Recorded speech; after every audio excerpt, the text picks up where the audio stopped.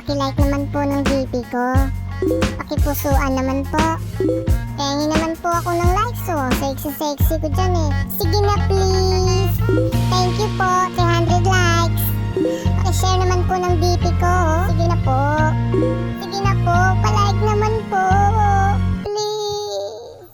Lahat na lang ng bagay gustong ipakita, kahit pa nakahubad ka sa salamin, atad ka sa papuri at mga komento. Kahit masakit ay kaya mong tanggapin. Gusto mong sumikat, panay ka gumiling, kahit pa magalit ang magulang mo. Pero di na bale na magmukhang gago, basta ba ibigay nyo lang ang likes nyo, sige na. Moderno na lahat base sa aking pagsusuri. Sa pag-angat ng bagay, tao'y naging mababang uri. Para mapansin ka dapat manhid ka sa pagkamuhi. Kung ipagpapalit mo ang respeto sa papuri. Marami ng ganyan ngayon, di na bagong eksena. Mga babad sa Facebook, kinain ng sistema. Di na uso ang damit na saya, lahat maikli na. Wala nang Maria Clara, halos lahat ay naging Mia. Para lang magustuhan ng iba, ginusto nila na ipakita ang di dapat. Kahit napakalaswa na tingnan, oops, tapos biglaan na magagalit pag nasabihan ng pangit o direktang panlalait. Oo, ganyan na sila ngayon sa pag-usad ng panahon. Sabay sa uso na dapat may butas na ang pantalon. Lahat ay lampas na sa limitasyon at akala, kaya di mo masisisi kung galit na si Lahat na Pakala. lang ng bagay gustong ipakita, kahit pa nakahubad ka sa salamin, atad ka sa papuri at mga komento. Kahit masakit ay kaya mong tanggapin. Gusto mong sumikat, panay ka gumiling, kahit pa magalit ang magulang mo.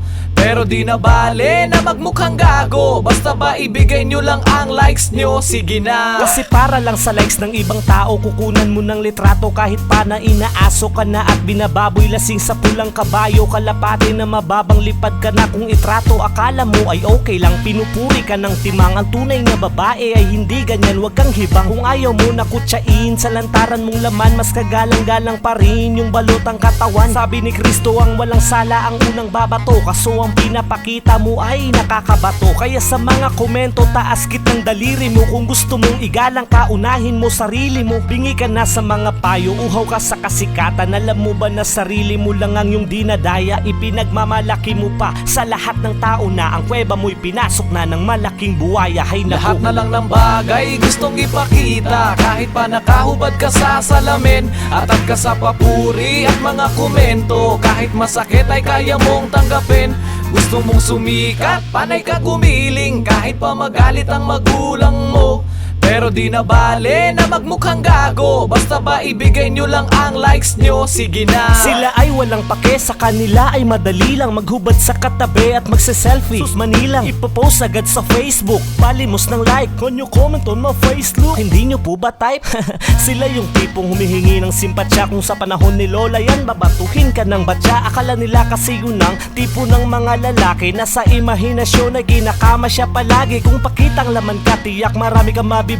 Hindi sa matinong binata, kundi dun sa malilibog. Gusto mong irespeto ka, kaso di mo magawa sa sarili mo mismo. Kaya lalo na sa iba wala kang makukuha at lalo ka lang maiinis. Mabuti pa ang utang pag nakuha merong interes. Kaya itigil mo na ang pagpapakita ng laman sa social media. Ang masisira dyan, ikaw lang Lahat laman. na lang ng bagay gustong ipakita, kahit pa nakahubad ka sa salamin, atad ka sa papuri at mga komento. Kahit masakit ay kaya mong tanggapin.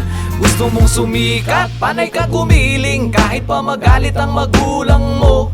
Pero di na bale na magmukhang gago, basta ba ibigay nyo lang ang likes nyo, sige na. Lahat na lang ng bagay gustong ipakita, kahit pa nakahubad ka sa salamin, atad ka sa papuri at mga komento. Kahit masakit ay kaya mong tanggapin. Gusto mong sumikat, panay ka gumiling, kahit pa magalit ang magulang mo. Pero di na bale na magmukhang gago, basta ba ibigay nyo lang ang likes nyo, sige na.